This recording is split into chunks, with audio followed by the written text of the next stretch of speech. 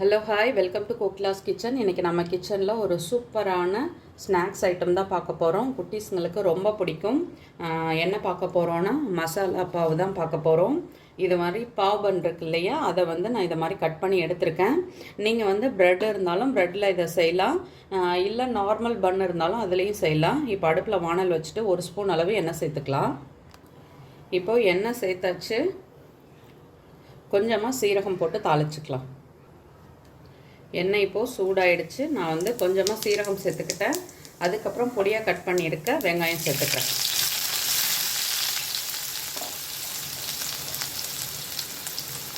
இதில் ஒரு 1/4 ஸ்பூன் அளவு இஞ்சி பூண்டு பேஸ்ட்டு சேர்த்துக்கலாம்.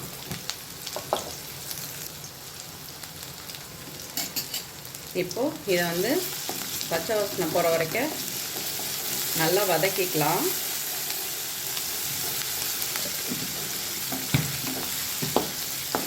இந்த இஞ்சி பூண்டு வாசனை தான் கொஞ்சம் நேரம் நம்ம வதக்குவோம். அதுக்கப்புறம் எல்லாமே மற்ற வெஜிடபிள் எல்லாமே சேர்க்குறது எல்லாமே நான் உங்களுக்கு ரொம்ப குக் பண்ண போகிறது கிடையாது, ஹாஃப் குக் தான். அதனால் க்ரன்ச்சியாக தான் இருக்கும். இப்போது நம்ம மசாலா பவுடர் சேர்த்துக்கலாம். இதில் கொஞ்சம் தனி மிளகாத்தூள், மஞ்சத்தூள், தனியாத்தூள் நம்ம காரத்துக்கு தகுந்த அளவு சேர்த்துக்கோங்க.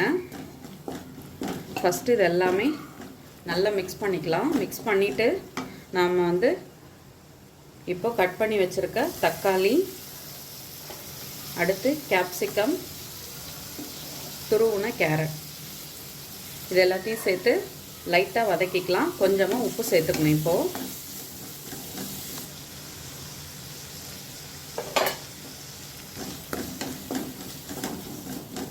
ஒரு 2 மினிட்ஸ் இது கொஞ்சம் வதக்கிக்கலாம்.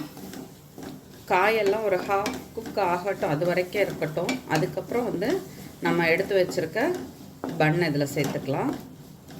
இப்போ மசாலாவோட பச்சை வாசனை எல்லாம் போயிடுச்சு. நம்ம கட் பண்ணி வச்சுருக்க பன் இதில் சேர்த்துக்கலாம்.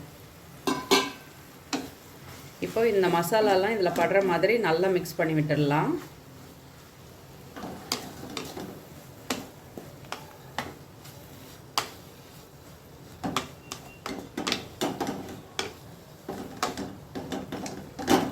கொஞ்சம் அகலமான வானல் வச்சுருந்தா சரியாக இருந்திருக்கும். இப்போது இந்த பன் மேலே நம்ம லைட்டாக சீஸ் துருவி சேர்த்துக்கலாம். நீங்கள் குட்டீஸ்க்கு கொடுக்குற மாதிரி இருந்ததுன்னா நல்லா தாராளமாகவே சேர்த்துக்கோங்க.